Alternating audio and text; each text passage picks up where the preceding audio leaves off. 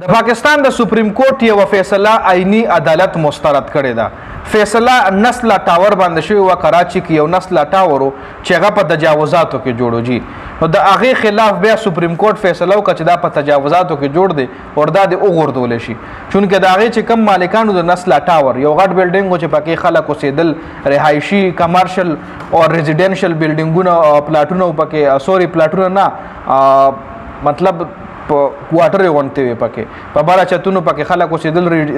ریزیډنشل اپارټمنټس پکې او ښکته پکې بزنس مطلب دکانونه شاپس وغیره وو چې دغه نسله ټاور بیا د سپریم کورټ په حکم باندې راوغورځېدو چونکې مالکان یې خفه وغی سپریم کورټ نه علاوه نور عدالتونو کې هم خپل درخواستونه ورکړل خو هغه عدالت ورله درخواست مسترد کو چې سپریم کورټ فیصله کړې ده نو هغه نسله ټاور چې کوم دی هغه راوغورځول شو وورئ جی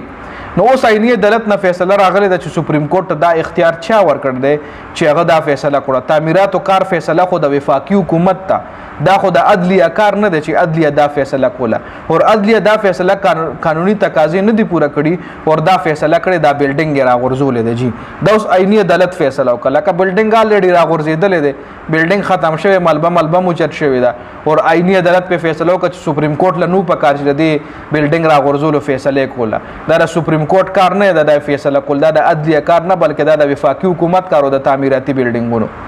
نو اوس لکه یو طرف ته سپریم کورټ فیصله کوي او بل طرف ته آئینی عدالت چې کوم دی دا آئینی عدالت چا جوړ کړی دا هم د نواز شریف ته حکومت ته جوړ کړی نو اوس کېدای شي د نسله ټاور مالکان چې کومې څه پیسې میسې جنګولي وي او هغه فیصله ریوایو کړې وي اوس دا فیصله چې ریورس شوه نو دې کې نقصان د چا دی د عوامو نقصان دی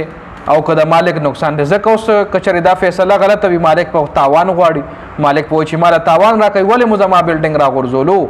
زما بلډینګ راغورځولو فیصله تاسو ولې کوله ماله اوس تاوان راکوي نو دا تاوان که اوس حکومت ورکوي نو د چا د تاوان دی هم د پاکستان د عوامو تاوان دی د پاکستان د حکومت تاوان دی لکه دا آئینی عدالت چې کوم دی د دې ځکه پی ټی آی مطلب مخالفت هم کوي او د سپریم کورټ بیا عدلیه څه کار دی چې د عدلیه فیصله چې کوم ده آئینی عدالت ریجیکټ کوي مسترد کوي او د آئینی عدالت چې کوم دی د سره دومره پاور دی چې د سپریم کورټ هغه فیصله هم ریجیکټ کوي نو بیا د سپریم کورټ څه اوقات پاتې شو یعنی بیا د سپریم کورټ پاکستان سپریم کورټ یا د پاکستان عدلیه چې کومه ده دا خو آزاده نه شوه نو د پی ټی آی لیډرشپ او عمران خان ناریوم دا وخت چې زمونږ عدلیه آزاده نه ده زمونږ عدلیه فیصلې نشي کولی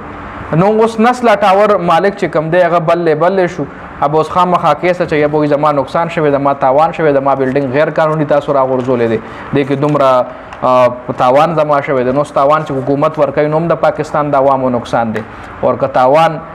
مطلب پرسنلی خو بس د سپریم کورټ د اکاونټ نه به ځي که نه نو سپریم کورټ اکاونټ کې پیسې د چا وي خو د پاکستان د عوامو وي که نه نو خیر دا اوس یو بله فیصله چې کومه ده د آئینی عدالت کړې ده او د سپریم کورټ فیصله یې پکې ریجیکټ کړې ده